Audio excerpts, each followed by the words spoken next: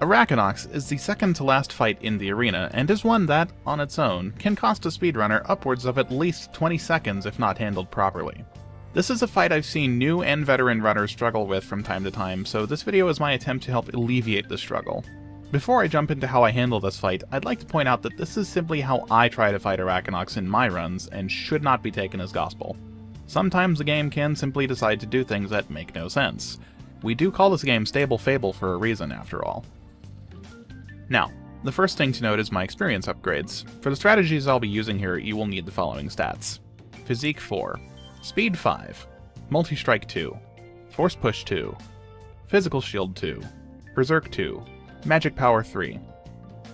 The Arachanox fight itself is optimally divided into 3 phases. Here's the good news. With the setup I presented, each phase should be as simple as 3 Berserk multi-strike hits with 2 regular Berserk hits thrown anywhere in between. The bad news. Whisper and Arachanox can both do things that change what you need to do. 1. Whisper can be knocked away with Force Push, which I highly recommend doing if she gets too close to Arachanox. Her attacking him at an inopportune moment, namely while he's charging his Stinger attack, can cause him to skip the charge up, making him use it immediately. This results in lost time by both waiting for the attack to complete, as well as waiting for him to burrow and summon Scorpion adds. This can also happen if you attempt a regular swing while Multi-Strike is still dealing its damage. 2. Arachanox himself can hit you in Berserk, increasing your damage output. Thankfully, this allows you to skip 1 extra swing entirely, requiring only 3 Berserk multi-strikes and 1 regular hit to push his health down, resulting in a small amount of saved time. You can attempt to distance yourself so you're still in melee range of him, but so you'll also get hit by his pincer when he swings around, if you're positioned behind his pincers, facing his legs. On to the fight itself. I usually make sure to force push Whisper and go into Berserk, not in any specific order, just before the announcer's countdown completes. Have Multi-Strike ready, and get behind Arachanox's pincers as he's surfacing for Phase 1.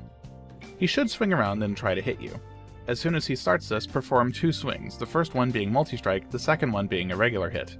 If he hits you, refill your mana, reapply Physical Shield, apply Multi-Strike, and hit him, then do so again. If he misses you during your first combo, make sure you land a regular swing in between Multi-Strike hits, not during Multi-Strike hits. If done right, this should skip the burrowing animation. If this animation isn't skipped, this is also acceptable, though slightly slower. Once you've pushed him down enough to where he summons his Scorpion adds, a single Inflame should be enough to kill them. You'll want to time your Berserk so that you're at least not running out of it when you're attacking Arachanox again. This window is pretty large though, so it shouldn't be a massive concern. The rest of the fight is essentially repeating Phase 1, keeping your eyes on Whisper and Arachanox, and changing your attacks accordingly so you can avoid skipping the wrong animations. An important note is that while Arachanox is dying, continue keeping Whisper away from him, as any hits she inflicts during the death animation will count as a killing blow, and will result in no journal experience for you. You can take the killing blow back by hitting him again after forcibly dismissing Whisper. I'll end this video with some examples and the step-by-step processes I take in each attempt. I hope this video helps runners better understand this fight and saves someone some time in their runs. Until the next video, thanks for watching.